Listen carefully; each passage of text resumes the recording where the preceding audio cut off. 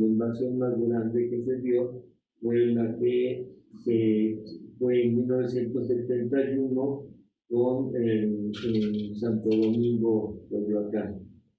Entonces, Perú lo puede revisar en muchos lados de la ciudad, cómo se presentó de esta manera. ¿Qué pasaba en estos lugares? Pues que no había nada. O sea, no había calles, no había escuelas, no había centros de salud, no había mercados, no había nada. Y entonces, y había una situación de represión muy fuerte porque en esos años era la Guerra Fría. La represión estaba a todo lo que daba y muchas veces había que organizarse en los movimientos clandestinamente porque no podía uno organizarse abiertamente. Hasta que surgieron los movimientos de masas, fue cuando se tuvo que abrir esta posibilidad de tener una cuestión mucho más amplia. En estos movimientos, una de las cuestiones con las invasiones o la compra de la tierra, se enfrentó al Estado muy fuertemente porque el Estado lo que quería era el control.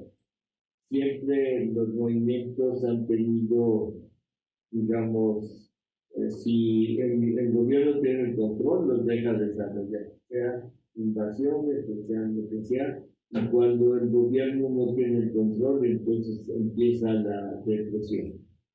Y entonces empezaron a la organización, lo más importante porque la organización lo que permitió es decir, bueno, el gobierno no nos da nada y entonces empezaron procesos de autogestión muy, muy importantes.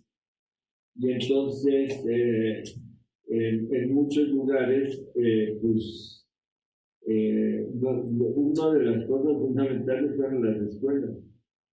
O sea, las escuelas, no había escuelas, y entonces, como no había escuelas, casi siempre las primeras obras que se hacían en todos estos desarrollos fueron pensar en las escuelas, pero el gobierno no daba la posibilidad, y entonces de ahí surgieron la cuestión de la idea de las escuelas populares, que ya venía desde antes con las prepas populares desde 1968. Estas escuelas lo que hicieron fue una cuestión de los estudiantes que estaban en lucha fueron a las comunidades y ahí fueron a crear las primeras escuelas. Y entonces se crearon en todo el Valle de México, o sea, no nada más en la Ciudad de México, pero en el Valle de México, donde había mayor pobreza, digamos, Nezahualcóyotl en ese tiempo, Ecatepec, Naucalpan, empezaron a generarse las escuelas populares. Y así surgieron también la cuestión de la organización para todo el equipamiento que había, que se necesitaba. Y una de las cuestiones de políticas que había era que se necesitaba un término que se llamó la autogestión, o que se llama la autogestión, porque casi todo se construyó desde la comunidad, no desde el Estado. Y entonces estaba toda la discusión de que si había que pedirle algo al Estado o no había que pedir nada o solicitar al Estado, sino que lo que había que hacer era la cuestión de la autogestión. Y la autogestión nos permitió conocer muchas de las cosas, por ejemplo, los CENDIs, de las madres educadoras, que todavía después de 50 años muchos de los centros de desarrollo infantil siguen funcionando con un esfuerzo terrible de las compañeras, porque sostener un esfuerzo 50 años no es cualquier situación, y además en casi todos los movimientos pues ya hay cambio generacional y ya muchos de los compañeras y compañeros iniciadores de toda esta lucha pues ya están por otro lado organizando alguna cosa. Pero en esos centros, digamos, y las compañeras se capacitaron de tal manera que el gobierno siempre ponía trabas y las universidades jugaron un papel importante, en este caso la Universidad Pedagógica Nacional, en donde lo que permitió es que las compañeras, madres educadoras, se capacitaron ellas, pero luego se fueron a la universidad porque luego el gobierno exigía que pudieran tener un papel cuando ellas habían hecho todo el esfuerzo y capacitándose. Es impresionante toda la capacitación que tuvieron las compañeras. Pero así también surgió lo de salud. No había nada, ni hospitales, ni centros de salud, o eran muy poquitos y había que caminar grandes distancias para atenderse. Entonces se pensó en todo lo de la salud comunitaria y hubo todo un movimiento de salud en esos tiempos, inspirados también en las luchas que estaban dando en otros países, en Cuba y en Centroamérica, que fueron muy importantes. Entonces generó un movimiento nacional de salud comunitaria, y donde se pensaba la salud desde otra perspectiva. Fundamentalmente, entonces las compañeras se fueron a capacitar a Morelos, a la Universidad de Morelos, a Chapingo, a otros lugares, bueno, con Enrique Martínez, no sé si lo conocen. Enrique Martínez es el ideólogo, ¿cómo se llama? De las microdosis en la Universidad de Zacatecas. Entonces, y en Chapingo, bueno, muchísimas compañeras, pero las que les daban reconocimiento era la Universidad de Morelos. Y entonces todavía existe en Morelos esta cuestión de esta carrera sobre la cuestión de medicina alternativa. En esas pues empezaron a dar homeopatía, acupuntura, a capacitarse. Muchas de estas compañeras y compañeros, pero fundamentalmente las compañeras, abrieron la posibilidad de muchas cosas. Por ejemplo, la acupuntura no se reconocía y no se reconocía como una carrera, y luego ya empezaron a ver en el Tecnológico de Catepec, en la UAM, en otros lugares, abrir la posibilidad de esto. Ahora que existan, hace unos días fuimos a una visita a la clínica de estas especialidades. No sé si la conocen, pero es un ejemplo, es la clínica que es ahora del gobierno de la ciudad, es gratuita y se da una atención. Primero valoran qué técnica te puede servir y entonces te mandan al homeópata o te mandan a psicoterapia o te mandan. Y muchas veces ni siquiera conocemos que existe esto y que las compañeras pudieron abrir estas posibilidades. Pero hay muchas cosas que las han abierto los propios movimientos. Por ejemplo, en el caso de toda la lucha de la población LGTBI, o sea, la clínica Condesa, no sé si la conocen, pero un día sería bueno que la conocieran porque es un ejemplo, y es un ejemplo porque quien maneja la clínica son los luchadores que iniciaron en los años 80 toda esta lucha. Y la clínica esta de trans, no sé si la conocen, también deben de conocerla, porque quien maneja y quien atiende son las trans, atienden la clínica. Pero cuento todo esto porque hay cosas que se van armando poco a poquito, pero que vienen de todo un proceso de lucha. O sea que no, todas estas luchas son de todo un proceso que se da. Entonces les estaba contando que lo de los años 70 fue muy importante porque hicimos mercados populares, hicimos museos populares, o sea, hicimos centros culturales, centros comunitarios. En cada comunidad se fue generando sus propios centros y construidos por la propia comunidad.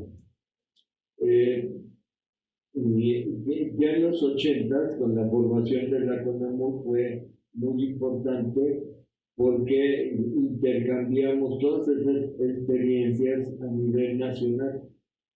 Y entonces en muchos lugares se daban también estas luchas y se generaron muchos procesos populares de abasto, de salud, de educación, de cultura, y con muchos grupos. La cuestión cultural fue muy importante y sigue siendo importante para transmitir las cosas. Cleta también, que fue uno de los centros que ayudó a mucho de este proceso, pues cumplió también 50 años. Entonces ya estamos como en el quinto piso de todos estos procesos. Bueno, en todo este proceso pues sería muy largo comentar todo, pero fueron experiencias muy importantes que se pudieran hacer. Ya después de los sismos del 85, pues fue algo muy importante porque abrió la posibilidad de decir y desenmascarar la política del Estado. Y entonces, ustedes se acuerdan que lo que se quería era que el gobierno en ese tiempo primero no respondió, quería defender los intereses económicos, los intereses y la vida de la gente, y entonces pasó con las costureras del 19 de septiembre, que hubo todo un movimiento porque las compañeras, los dueños de las fábricas que estaban en condiciones muy malas, los edificios, etcétera, primero querían sacar las máquinas a sacar en vida a las compañeras o las compañeras que ya estaban fallecidas. Entonces se dio un movimiento muy importante. El gobierno quería que la gente se fuera a su pueblo, decir, tú eres de Morelos, pues otra vez te regresas a tu pueblo, como está pasando ahora con lo de la migración. Y entonces una de las cosas es que se dio toda una movilización muy importante, se formó también la Coordinadora Única de Damnificados y se formaron las uniones de vecinos, que ya había movimientos desde los años 70, como Martín Carrera, en la Guerrero, contra la lucha contra los desalojos, pero que se generó. Una cuestión muy importante fueron los campamentos. O sea, la gente, el gobierno decía, váyanse al albergue. Y la gente dijo, no nos vamos a ir a los albergues, nos quedamos enfrente del predio donde se cayó la vecindad. Y entonces lo que se generó fue todo un movimiento en los albergues que permitió la creación de las uniones de vecinos o de damnificados, y se generaron cuestiones muy importantes de salud, de educación, que fue muy importante para poder resolver esta situación. Con toda esta experiencia, bueno, de vivienda hay muchísimas cosas que se hicieron también, y se hicieron proyectos muy diferentes, porque en la CONAMU me acuerdo que en el 82 se discutió que lo que había que hacer era, como había una represión muy fuerte ya con la toma del suelo, entonces se dijo, hay que cambiar de estrategia y entonces vamos a comprar el suelo y entonces se compró el suelo, pero se compró ese suelo, pero se planeó ese suelo y entonces como se decía, bueno, aquí queremos una escuela, aquí queremos un invernadero, aquí queremos un centro cultural, aquí queremos un centro, una casa de salud. Me acuerdo que había mucha discusión de cómo nombrarle, que no se generara igual que hospitales o clínicas de salud, y entonces plantearon las clínicas de salud de una manera diferente. Y me acuerdo que la discusión técnica que había en ese tiempo para la cuestión de los centros de salud las casas de salud eran como una cuestión redonda, más que una cuestión como de cubículos y que se atendiera, sino lo que querían y estaban discutiendo las compañeras es que fuera de una manera diferente y que la gente llegara a un lugar y no se sintiera como una cuestión eh, como de gendarmes, ¿no? Que son las que atienden luego los centros de salud. ¿Qué chanos de qué, no? No, no sé qué. Y entonces ellas buscaban otra manera de hacer las cosas y atender a la gente como seres humanos y no como una cuestión de números. Y bueno,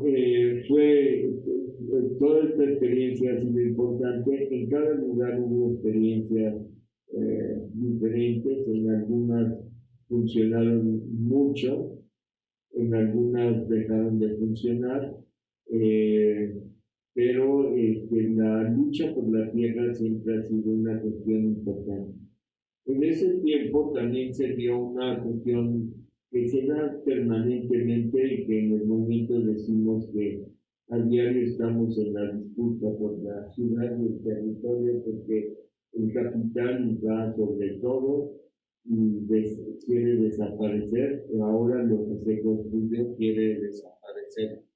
Como pasa con las cooperativas de vivienda, como pasa con Palo Alto, que también cumplió 51 años de haberse formado la cooperativa y que ahora está rodeada por grandes edificios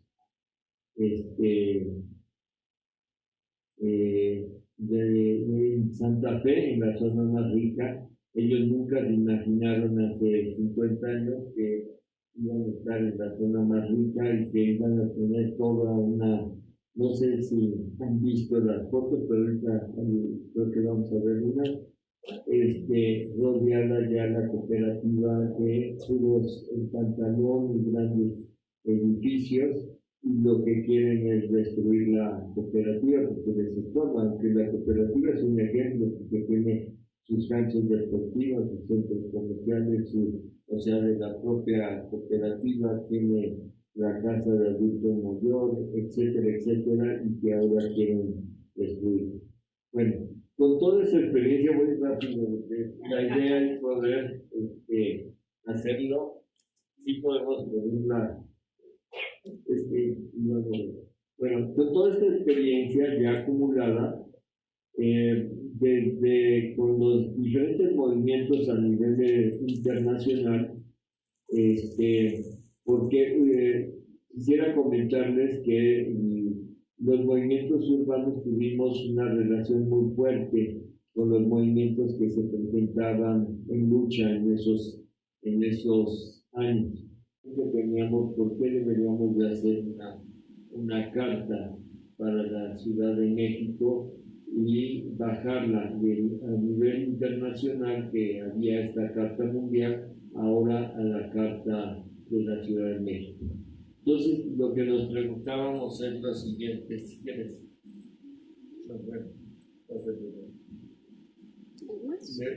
Voy a tomar un micrófono ¿sí? Para que no estemos sobre esta comunidad. ¿Sí?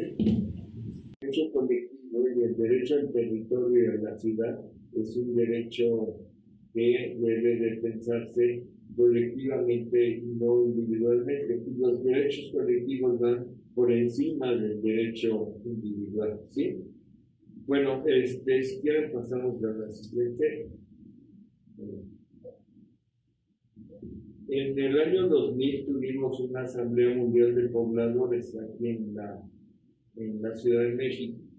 En esta asamblea vinieron pobladores de todos los continentes y estuvo muy padre porque empezamos a pensar en un proyecto de ciudades que es lo que queríamos ver de los pobladores. Hicimos reuniones en diferentes ciudades del país y entonces decíamos, ¿cómo queremos una ciudad democrática, una ciudad educadora, una ciudad saludable, etcétera? Y entonces empezamos a hablar. Ya en el 2007, ¿no? Exigimos al gobierno de la ciudad que pudiéramos hacer la elaboración de la carta. Y entonces ya en ese año se formó un comité promotor de la carta, que estaba la Comisión de Derechos Humanos, la Procuraduría Social, organismos civiles que estaban y el movimiento urbano popular, que fue como el comité promotor de la carta. Bueno, nos preguntábamos, ¿por qué una carta por el derecho a la ciudad? ¿Para qué la queremos, no? Y entonces nos dijimos, ¿qué pasa en la ciudad? Hay ciudadanos sin ciudad. Es esta imagen, bueno, esto está mejor que otro, es para tener una ciudad. Y luego hay una ciudad sin ciudadanos, que es lo que pasa ahora con los grandes complejos y los megaproyectos en la ciudad. Entonces, decimos, ahí no hay ciudadanos, ahí hasta para entrar, piden, no puedes tomar fotos, no puedes entrar fácilmente. Entonces decimos que es una ciudad sin ciudadanos. ¿Sí? Los grandes complejos. El pantalón, Palo Alto está abajo la cooperativa Palo Alto está abajo de ese edificio del pantalón. ¿Sí? Bueno, seguimos, ¿no? Bueno, luego, ¿qué pasa? El capital inmobiliario construyó miles y miles de viviendas, ¿sí? Sacó su dinero, emboletó a la gente con sus créditos de Infonavit o los bancarios y las viviendas están vacías. Entonces hay viviendas vacías y habitantes sin viviendas. Hay más o menos ahorita se calcula 5 millones de viviendas vacías en todo el país. Y hay 8 millones que necesitan vivienda, entonces se podría resolver el problema por si no hubiera especulación como existe. Y luego todas estas viviendas, como pasa en la frontera, están vandalizadas. En la frontera, no sé si saben, pero quien ha tomado esas viviendas son las mujeres que trabajan en las maquilas en condiciones bastante difíciles. Me tocó estar en la frontera hace poco y son viviendas que dices, ¿cómo el Infonavit construyó esas viviendas? 38 metros cuadrados, con techos bajos, con unos calores en Mexicali 50 grados, y la gente, ¿quién se arriesga ahí? Y además, vandalizados, las viviendas vandalizadas, y entonces quienes se han enfrentado todo eso, porque no tienen otra posibilidad, son los migrantes y fundamentalmente las mujeres que son las que están en esa situación. Si quieren pasar. Bueno, estos son el desmadre que hicieron y que ahora se arrepienten, según dice. O sea, en todo el país, ¿se acuerdan que hubo la modificación al artículo 27 constitucional? Porque el ejido, las comunidades no se podían vender, y entonces Salinas de Gortari en el 93 hizo la modificación al artículo 27, y entonces empezaron a las orillas de las ciudades, no sé si vieron cómo iba uno a la carretera y había miles de viviendas, pero desarrollos como este de San Buenaventura, etcétera, 20,000 viviendas, todas igualitas, ¿no? Y ahora es un desastre, ¿eh? Entonces, y hay muchos asentamientos precarios que se debería de hacer otra situación. Entonces, hay dos fenómenos, la del capital inmobiliario y la cuestión de los asentamientos sin certeza jurídica, ahora les decimos, pero les llaman asentamientos irregulares. Pues la gente más pobre va a las zonas de barrancas, a las zonas donde este, puede vivir, ¿sí? Sin ninguna de esas condiciones. Vean cómo la gente va resolviendo la cuestión. Este es un Álvaro Obregón, esta fotografía, ¿sí?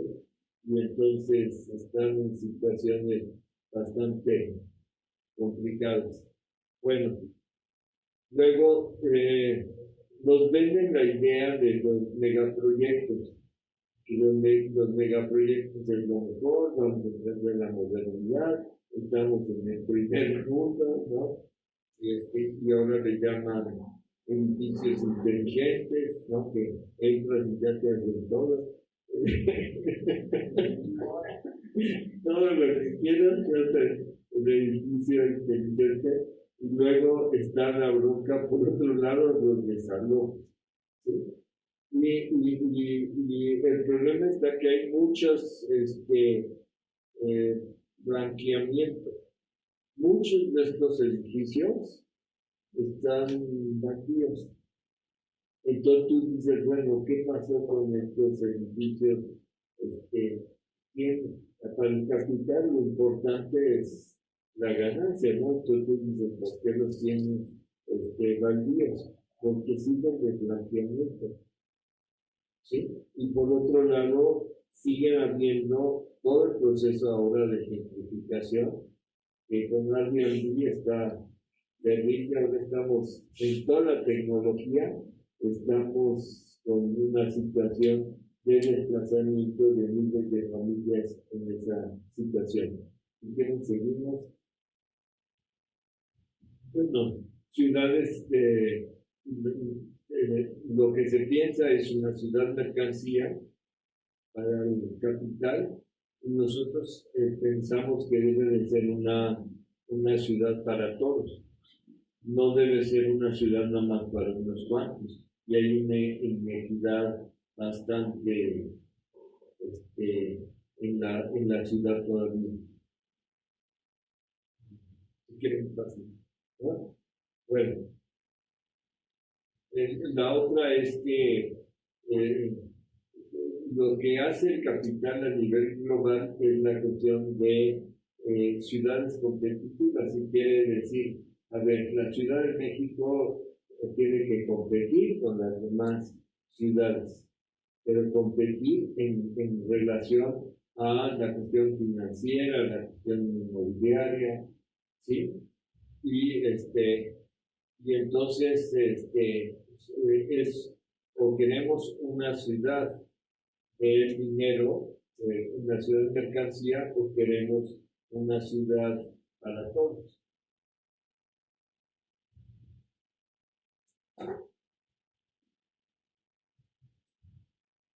Bueno, ¿por qué queremos la Carta por el Derecho a la Ciudad? Pues porque todavía muchos de los derechos todavía no están garantizados para todos. O sea, están garantizados para algunos que tienen dinero y tienen todo, pero no para todos, ¿no? Y la idea es ir construyendo una propuesta de ciudad entre todos y todas que nos permita incidir en la producción, en la gestión, en el disfrute democrático de la ciudad, y eso es lo que se plasma en la Carta por el Derecho a la Ciudad. Y una ciudad desde sus habitantes, no una ciudad desde el gobierno o una ciudad desde los que definen que son la gente del capital. Bueno, esta carta, una de las cosas que veíamos es que no nada más es para los que habitamos la ciudad, sino también para los que transitan la ciudad. Entonces, en la ciudad transitan 5 millones que no viven aquí en la ciudad, sino que vienen a trabajar a la ciudad, y entonces hay problemas de contaminación, de enfermedad, de movilidad, es terrible, ¿no? Ya todos estamos con enfermedades mentales, ¿cómo se les llama? Depresión, ansiedad, etcétera, porque te la pasas en el transporte. Y entonces el problema está en el tráfico, en la cuestión, y entonces lo que te das cuenta es que, digamos, los pobres hay que irse hasta las periferias, ¿no? Y la ciudad actualmente está expulsando a 100,000 gentes al año. O sea, antes la ciudad recibía a los migrantes, como comentábamos, pero ahora la ciudad está desplazando a la gente. Entonces, estos 5 millones necesitan también los servicios que se necesitan para la ciudad. Por ejemplo, lo que está pasando con muchos de los programas sociales de la ciudad es que ahora la gente viene del Estado de México aquí a la ciudad. Ahora se están universalizando, esa es una cuestión importante de la universalidad. Pero el asunto es que muchos de los programas que antes eran focalizados, entonces mucha gente pues hace trampa, porque dice, no, pues yo quiero que me den mi beca, quiero que me atiendan, y entonces se viene a la ciudad, que viva en el Estado de México, tienen sus credenciales de la ciudad, porque se necesita ir resolviendo esta cuestión. Bueno, si quieren, rápido ya. Bueno, los fundamentos estratégicos que tiene la carta que trabajamos, si quieren la siguiente, ¿no? Es el ejercicio pleno de los derechos humanos. Pues queremos una ciudad de derechos. Esa es una cuestión importante, ¿sí? Para mejorar la calidad de vida para todas las personas, seguimos, ¿no? Tanto en lo individual como en lo colectivo. Esta cuestión este fundamento estratégico de la Carta de la Función Social de la Ciudad, de la Tierra y de la Propiedad es algo muy, muy importante, porque lo que queremos es que sea muy importante. Ahorita estamos peleando que el suelo y la tierra sea un bien común, porque estamos con la lucha de la propiedad privada, y una de las cuestiones es que decimos, el suelo junto con el agua, con todo, debe de ser un bien común. Entonces, ese bien común debería ser para todos, para garantizar eso. Porque entonces quien se apropia de todo el suelo y de la tierra es el capital, y luego son los problemas que existen de exclusión, desalojos, etcétera, en la ciudad. ¿No? Bueno, la gestión democrática en la ciudad, ¿no? ¿Cómo hacemos una ciudad políticamente participativa y socialmente responsable? Esta es una cuestión importante, porque si no es con la participación de la gente, pues esto no va a funcionar. Si la gente participa, es importante que se vaya construyendo. Si quieren lo siguiente, luego la producción democrática en la ciudad. Claro que se necesita economía en la ciudad, pero luego nada más se piensa en economía, macroeconomía, ¿no? Las grandes empresas, lo que van a invertir, etcétera, que es una discusión. Y hay una economía local muy importante que sería importante fortalecer. Nos decía una compañera en una asamblea, un poquito, nos decía una compañera, antes hacían cuero y hacían zapatos y hacían los abuelos, y ya las 3 o 4 generaciones hacían esta cuestión de esta economía local. Pero dice, pues ahora se rompió y entonces ahora se dedican a robar. Y entonces tú dices, si fortaleciéramos la economía local, si esta cuestión que en cada zona hay cuestiones que se podrían impulsar para fortalecer la economía, sería muy importante y entonces tendríamos menos problemas de seguridad, etcétera, etcétera. ¿Sí?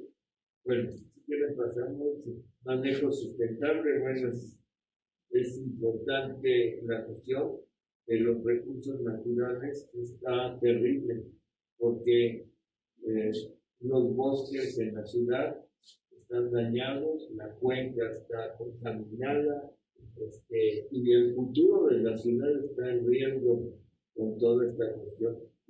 Entonces, si no buscamos que la responsabilidad de todos es, esto tiene que ver con la salud también, si no cuidamos todo esto, pues la viabilidad de que podamos seguir viviendo aquí va a ser difícil.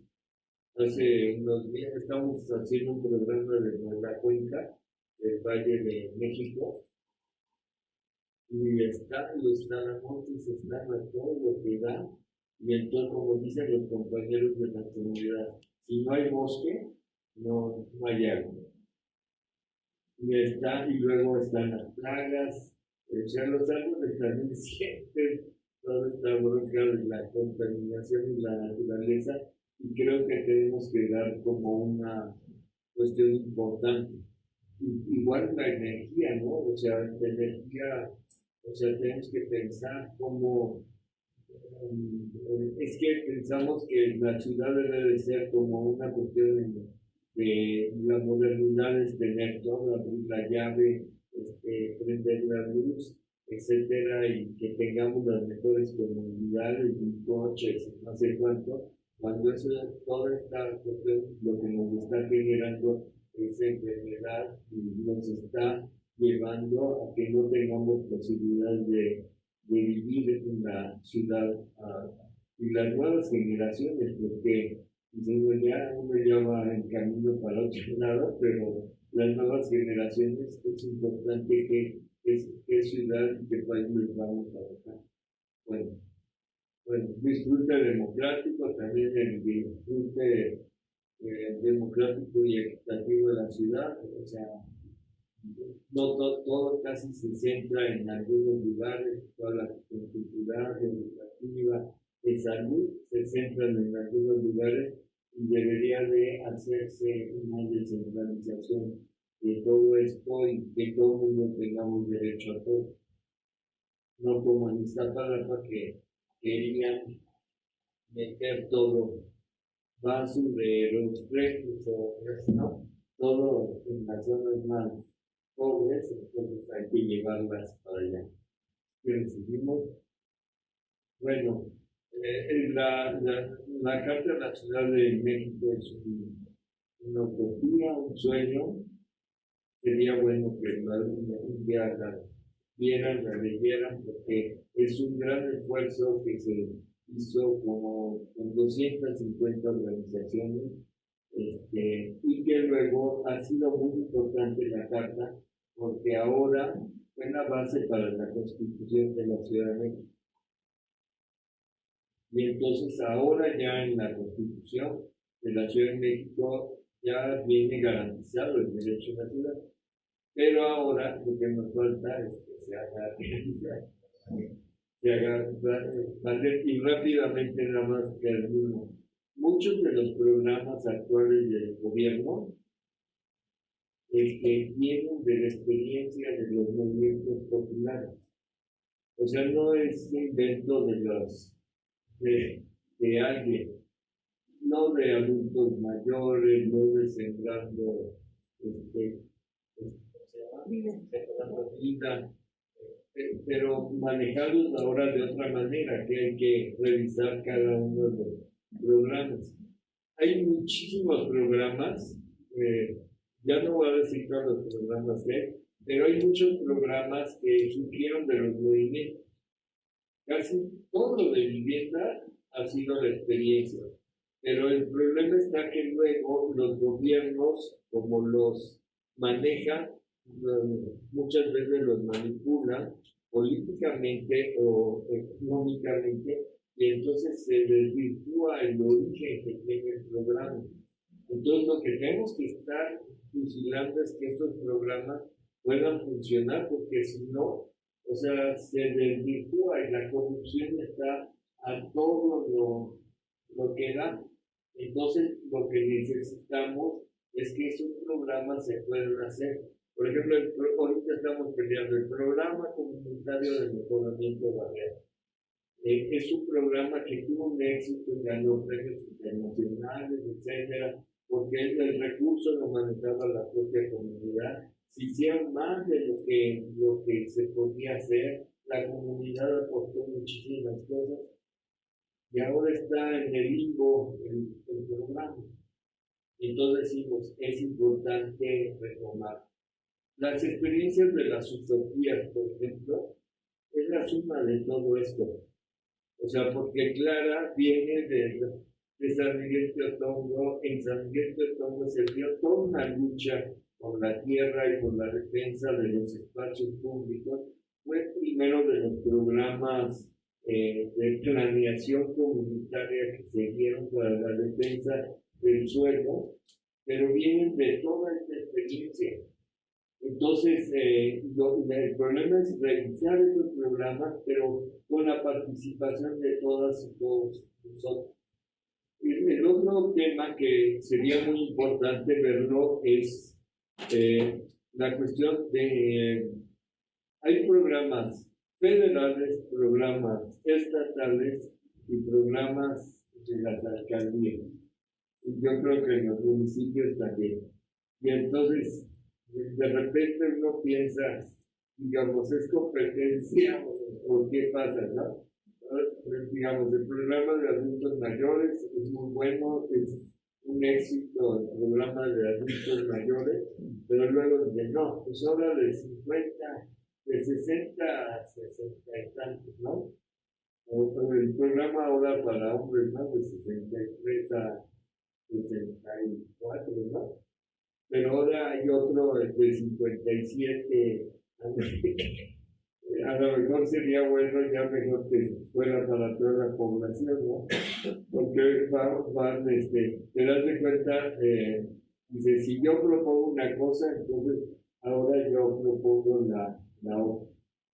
Entonces, en base a qué, y entonces las alcaldías luego empiezan a competir también con respecto, pero su competencia no es para echar a andar un programa, sino que la idea es muchas veces políticamente que tenga un efecto. Entonces creo que los programas sociales de todo tipo deberían de plantearse de una manera diferente. Luego, creo que han ayudado mucho porque estamos, digamos, yo creo que si no hubiera programas sociales, quién sabe cómo estarían. Pero esta cuestión del estado de bienestar, el problema es cómo se fortalece, pero también con la economía local. O sea, porque cada vez va a haber menos recursos y a lo mejor vamos a entrar a una situación ahora con toda esta bronca de Trump. Y entonces yo creo que lo único que nos va a poder sacar es la economía local. Y entonces, ¿y cómo fortalecemos la economía interna? Pero no nada más pensada en los megaproyectos, sino pensando también en la economía local. Creo que tenemos muchos retos de las políticas sociales que, si bien hemos avanzado y si bien es importante porque han beneficiado, el otro día me decía una compañera que entre todas sus familias, creo que es muy grande, llegan a tener 20,000 pesos de todos los, de todos los programas, de todo esto, bueno, no es cualquier cosa, porque tienen los abuelos, tres abuelos que viven en la casa, entonces son 6 por 3, 18, y no sé qué, el otro apoyo. Entonces, sería bueno luego hacer una tablita, programa por programa, y analizar los programas para ver cómo están. Pues si quieren, ahí le dejo para que haya intercambio. Disculpen.